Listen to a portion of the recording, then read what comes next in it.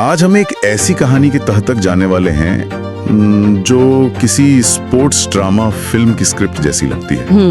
एक लड़का जो बड़ोदरा के एक छोटे से किराए के कमरे में रहता था और आज 322 करोड़ रुपए की ब्रांड वैल्यू लेकर चल रहा है। चलिए इसे थोड़ा विस्तार से समझते हैं। आज का हमारा विषय है हार्दिक हिमांशु पंड्या। हमने उनके सफर को समझने के लिए ना काफी सारे सोर्सेस खंगाले हैं, जैसे विकिपीडिया के पन्ने, विजडन के आर्टिकल्स, इकोनॉमिक टाइम्स और ईपीडब्ल्यू की गहरी रिपोर्ट्स और पिछले कुछ सालों के कई क्रिकेट न्यूज आर्टिकल्स। बिल्कुल। और आज के इस डीप डाइव का हमारा मिशन सिर्फ उनके क्रिकेट रिकॉर्ड्स गिनना नहीं है, हमें यह समझना है कि कैसे विवादों, भयंकर आलोचनाओं और चोटों के बावजूद ये इंसान खुद को बार बार खड़ा करता है। यहाँ सबसे दिलचस्प बात यह है कि हार्दिक का सफर सिर्फ मैदान के छक्कों और विकेटों की कहानी नहीं है। अगर हम इन सभी सोर्सेस को एक साथ रखकर देखें तो ये मॉडर्न स्पोर्ट्स के स्टारडम, ब्रांड डायनामिक्स और सबसे अहम मेंटल टफनेस की बिल्कुल परफेक्ट केस स्टडी बन जाती है। सही कहा। ये हमें दिखाती है कि आज के दौर में एक ग्लोबल एथलीट के दिमाग के अंदर असल में चल क्या रहा होता है। और मुझे लगता है कि उस माइंडसेट की नींव उनके बचपन में ही पड़ गई थी। मुझे ना उनके शुरुआती जीवन के बारे में पढ़ते हुए जिस चीज ने सबसे ज्यादा हैरान किया वो था उनके पिता हिमांशु पंड्या का लिया गया एक फैसला। हाँ, वो सूरत वाला फैसला। एग्जैक्टली। स्रोतों के मुताबिक सूरत में उनका कार फाइनेंस का एक अच्छा खासा सेटल बिजनेस चल रहा था। कोई भी आम इंसान उस बिजनेस को चलाता रहता, लेकिन उन्होंने उसे रातों रात बंद कर दिया और पूरे परिवार को वडोदरा शिफ्ट कर लिया, सिर्फ इसलिए कि हार्दिक और उनके भाई कृणाल को बेहतर क्रिकेट ट्रेनिंग मिल सके। हाँ, मतलब ये तो एक बहुत बड़ा जुआ था। ये सिर्फ एक जुआ नहीं था, बल्कि एक पिता का अपने बच्चों के टैलेंट पर ऐसा अंधा विश्वास था जो अक्सर कहानियों में ही सुनने को मिलता है। और इस फैसले की एक बहुत भारी कीमत उस परिवार ने चुकाई भी। बिल्कुल चुकाई होगी। सोचिए, एक परिवार जो सूरत में एक स्टेबल जिंदगी जी रहा था, वो अचानक वडोदरा के गोरवा इलाके में एक छोटे से किराए के कमरे में आ गया। उनकी आर्थिक स्थिति इतनी खराब हो गई थी कि बस सर्वाइवल चल रहा था। मैंने पढ़ा कि उनके पास ग्राउंड तक जाने के लिए बस एक पुरानी सेकंड हैंड कार बची थी। हाँ, उस माहौल में एक बच्चे के दिमाग पर क्या असर पड़ता होगा जब वो देखता होगा कि उसके पिता ने अपना सब कुछ दांव पर लगा दिया है। वो प्रेशर इमेजिन करना भी मुश्किल है। और यहीं पर पूर्व भारतीय विकेट कीपर किरण मोरे की भूमिका सामने आती है। अगर उनकी एकेडमी हार्दिक और कृणाल को मुफ्त में कोचिंग नहीं देती तो शायद कहानी वही खत्म हो जाती, क्योंकि परिवार के पास फीस भरने के पैसे ही नहीं थे। बिल्कुल। लेकिन हार्दिक के जुनून का लेवल देखिए।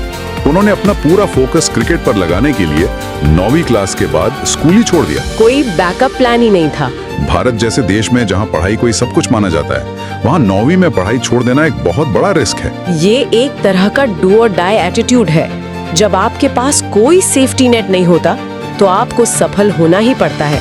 और उनके खेल के शुरुआती दिनों का एक ऐसा फैक्ट है जो इस पूरी कहानी को और भी ज्यादा अनप्रिडिक्टेबल बना देता है। वो लेग स्पिन वाला फैक्ट ना? हाँ।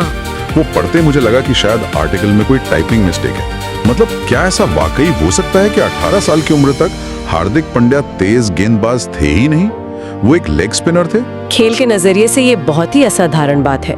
18 की उम्र में जब आपकी मसल मेमोरी पूरी तरह से सेट हो चुकी होती है, अचानक लेग स्पिन छोड़कर फास्ट बॉलिंग शुरू करना आसान नहीं है। तो ये बदलाव हुआ कैसे? बड़ौदा के तत्कालीन कोच सनत कुमार ने शायद हार्दिक की बॉडी लैंग्वेज, उनके अग्रेशन और उनकी एथलेटिसिज्म में कुछ ऐसा देखा जो एक लेग स्पिनर की तुलना में एक तेज गेंदबाज पर ज्यादा फिट बैठता था। उन्होंने हार्दिक को तेज गेंदबाजी करने की सलाह दी। अब अपना पूरा बॉलिंग एक्शन बदलना, रन अप नया सीखना, ये मेंटली और फिजिकली बहुत थका देने वाला प्रोसेस होता है। पर यही वो एक फैसला था जिसने उनके लिए आगे के सारे दरवाजे खोल दिए। बिल्कुल। और वो दरवाजे खुले 2013-14 की सैयद मुश्ताक अली ट्रॉफी में, जहां उन्होंने अपनी इस नई तेज गेंदबाजी और बड़े शॉट्स लगाने की क्षमता से आईपीएल स्काउट्स का ध्यान अपनी ओर खींच लिया। और फिर 2015 में मुंबई इंडियंस ने उन्हें मात्र 10 लाख रुपए के बेस प्राइस पर खरीदा। 10 लाख रुपए आज के हिसाब से कुछ भी नहीं लगते, लेकिन उस वक्त वो एक शुरुआत थी। और फिर कोलकाता नाइट राइडर्स के खिलाफ वो मैच, 31 गेंदों में 61 रनों की वो विस्फोटक पारी। ऐसा लगा जैसे कोई गुमनाम लड़का रातों रात पूरे देश की टीवी स्क्रीन पर छा गया। वो 61 रन की पारी सिर्फ एक अच्छी बैटिंग परफॉर्मेंस नहीं थी, वो एक स्टेटमेंट था। वो बता रहे थे कि उनके पास दबाव में बड़े मैच पलटने की काबिलियत है। और आगे चलकर भारतीय टीम में उनकी यही अहमियत विजडन के आर्टिकल्स में बहुत ही विस्तार से समझाई गई है। क्रिकेट की दुनिया में उन्हें अक्सर भारतीय टीम का बैलेंस मैन्युफैक्चरर कहा जाने लगा। बैलेंस मैन्युफैक्चरर, अगर हम इसे व्यापक संदर्भ में देखें तो भारतीय क्रिकेट के पूरे इतिहास में एक ऐसे खिलाड़ी की हमेशा से कमी रही है जो लगातार 140 किलोमीटर प्रति घंटे की रफ्तार से गेंद डाल सके और 7वें नंबर पे आकर लंबे छक्के भी मार सके। हाँ, ऐसा कॉम्बिनेशन भारत में बहुत रेयर है। विजडन का डेटा इस बात को बहुत साफ तरीके से सामने रखता है। टेस्ट क्रिकेट के इतिहास में शतक बनाने वाले और एक ही पारी में 5 विकेट लेने वाले भारत के पास आज तक केवल 7 सीम बोलिंग ऑलराउंडर हुए हैं। सिर्फ 7? हाँ, और हार्दिक उस बेहद एक्सक्लूसिव लिस्ट का हिस्सा है। ट्रेंट ब्रिज में इंग्लैंड के खिलाफ उनके 5 विकेट और श्रीलंका के खिलाफ उनका शतक इस बात का सबूत है। इसी वजह से जैसे ही उन्होंने इंटरनेशनल क्रिकेट में कदम रखा, लोगों ने तुरंत उन्हें अगला कपिल देव कहना शुरू कर दिया, जो कि बहुत ही आम बात है हमारे यहाँ। भारत को हमेशा से एक दूसरे कपिल देव की तलाश रही है, लेकिन हार्दिक का एक पुराना बयान है जो मुझे बहुत पसंद है। उन्होंने बहुत ही बेबाकी से कहा था कि मुझे कपिल देव नहीं बना, मुझे हार्दिक पांड्या ही रहने दें। उनका अपना एक अलग ही स्वैग है, वो किसी और की परछाई नहीं बनना चाहते थे। और उनकी यही अहमियत सफेद गेंद के क्रिकेट में खासतौर पर बड़े टूर्नामेंट्स में टीम के लिए एक चीट कोड की तरह काम करती है। बिल्कुल, हाल ही में 2025 के चैंपियंस ट्रॉफी का ही उदाहरण ले लीजिए। हाँ, वो टूर्नामेंट तो बहुत ही शानदार रहा उनके लिए। हार्दिक के प्लेइंग 11 में होने का सीधा मतलब था कि कप्तान के पास 4 प्रॉपर स्पिनर्स को खिलाने की आजादी थी, क्योंकि हार्दिक तीसरे तेज गेंदबाज का कोटा पूरा कर देते हैं। और उस टूर्नामेंट में उन्होंने बाबर आजम, रचिन रविंद्र और एडम जंपा जैसे कितने क्रूशियल विकेट निकाले थे। और उससे पहले 2024 के T20 वर्ल्ड कप फाइनल का वो आखिरी ओवर तो इतिहास के पन्नों में दर्ज हो ही चुका है। वो ओवर तो कोई नहीं भूल सकता। पूरा देश टीवी स्क्रीन के सामने अपनी सांसें रोक कर बैठा था। साउथ अफ्रीका को रन चाहिए थे और हार्दिक ने हेनरिक क्लासन और डेविड मिलर जैसे खतरनाक बल्लेबाजों के विकेट निकालकर भारत को विश्व चैंपियन बना दिया। लेकिन जहां लिमिटेड ओवर्स के क्रिकेट में वो इतने बड़े मैच विनर साबित हुए, वहीं उनके करियर का एक दूसरा पहलू भी है जो थोड़ा सोचने पर मजबूर करता है। उनका टेस्ट करियर? हाँ, हार्दिक ने अपने पूरे करियर में अब तक केवल 11 टेस्ट मैच खेले हैं। मैंने भी इस बात पे गौर किया। 2019 में जब उनकी पीठ की सर्जरी हुई, उसके बाद से तो वो रेड बॉल क्रिकेट से पूरी तरह गायब ही हो गए। पूर्व कोच रवि शास्त्री ने भी एक बार बहुत स्पष्ट रूप से कहा था कि हार्दिक का शरीर टेस्ट क्रिकेट की उन लंबी और थका देने वाली 5 दिनों की मांगों के अनुकूल नहीं है। लेकिन हाल ही में सितंबर 2024 में सोशल मीडिया पर एक वीडियो बहुत वायरल हुआ था। वो इंग्लैंड वाला वीडियो? हाँ, जहां वो लाल गेंद से अभ्यास करते हुए नजर आ रहे थे। उससे तुरंत उनके टेस्ट कमबैक की अटकलें शुरू हो गई। पर क्रिकेट एक्सपर्ट्स का साफ मानना है कि बिना घरेलू रेड बॉल क्रिकेट खेले सीधे टेस्ट टीम में वापसी करना लगभग नामुमकिन है।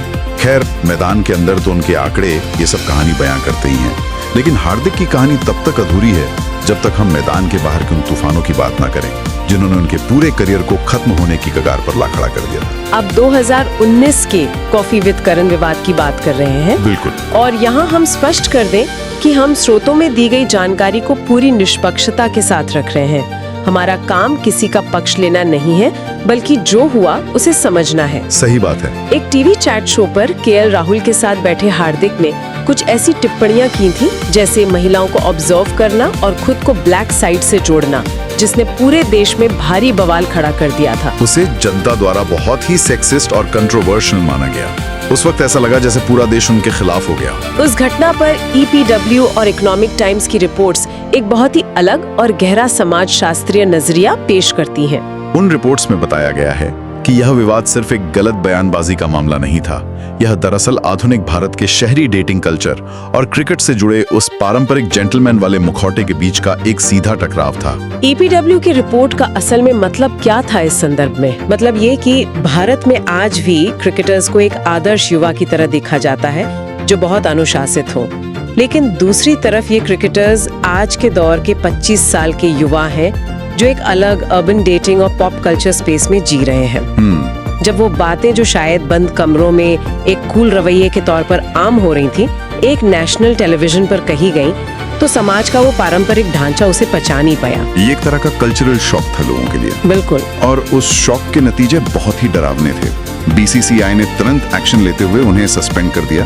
जो बड़े ब्रांड्स उनके पीछे भागते थे जैसे जिलेट, उन्होंने रातों रात अपने विज्ञापन करार तोड़ दिए। हार्दिक को पब्लिक डोमेन में आके माफी मांगनी पड़ी। मुझे इस दौरान का एक किस्सा पढ़ते हुए बहुत अजीब सी सिहरन हुई।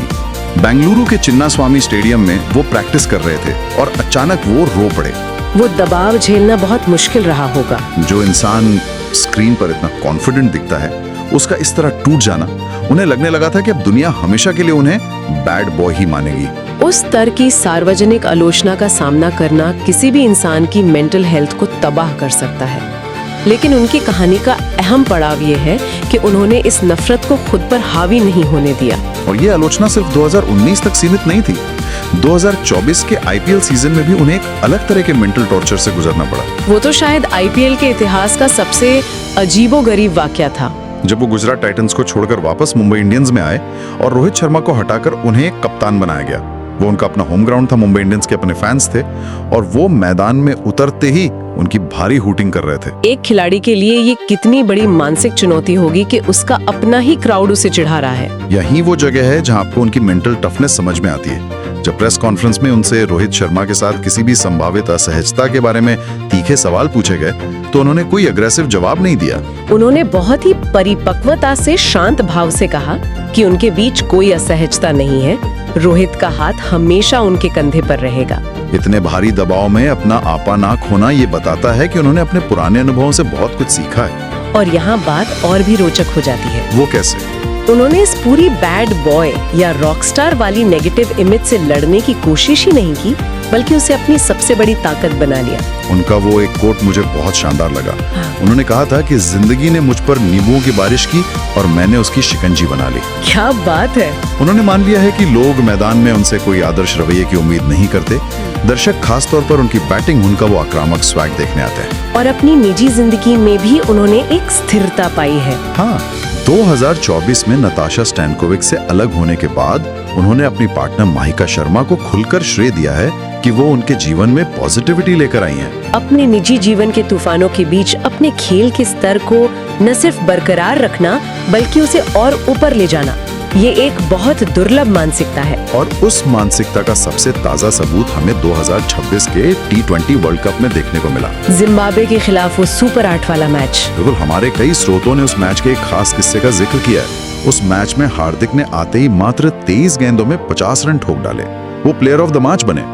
लेकिन कहानी यहाँ खत्म नहीं होती। उस मैच की सबसे हैरान करने वाली बात वो धुआंधार अर्धशतक नहीं था। हाँ। सबसे दिलचस्प बात ये थी कि अपना अवार्ड लेने के बाद आमतौर पर खिलाड़ी ड्रेसिंग रूम में जाते हैं, लेकिन हार्दिक वापस मैदान पर गए और अपना बचा हुआ एक ओवर फेंका। जब बाद में उनसे इसका कारण पूछा गया तो उनका जवाब था कि उन्हें नई गेंद से स्विंग बॉलिंग करना बहुत पसंद है। वो बस खेल का मजा लेना चाहते थे। मतलब मैच खत्म हो चुका है, आप अवार्ड जीत चुके हो, लेकिन आप वापस मैदान में जा रहे हो क्योंकि आपको बॉलिंग करने में मजा आ रहा है। ये प्योर रॉकस्टार एटीट्यूड है। और इसी एटीट्यूड और खेल को एंजॉय करने के तरीके ने उन्हें एक ऐसा वित्तीय साम्राज्य खड़ा करने में मदद की है जिसके आंकड़े देखकर किसी के भी होश उड़ जाए। अगर हम उनके वित्तीय सफर को देखें तो दौलत और निवेश के मामले में उनका ग्राफ उनके क्रिकेट के ग्राफ से भी ज्यादा आक्रामक तरीके से ऊपर गया है। 2026 की शुरुआत की रिपोर्ट्स के मुताबिक हार्दिक पांड्या की कुल संपत्ति लगभग 90 से 105 करोड़ रुपए के बीच आंकी गई है। 10 लाख रुपए के बेस प्राइस से शुरू करके 100 करोड़ के क्लब में शामिल होना कोई छोटी बात नहीं है।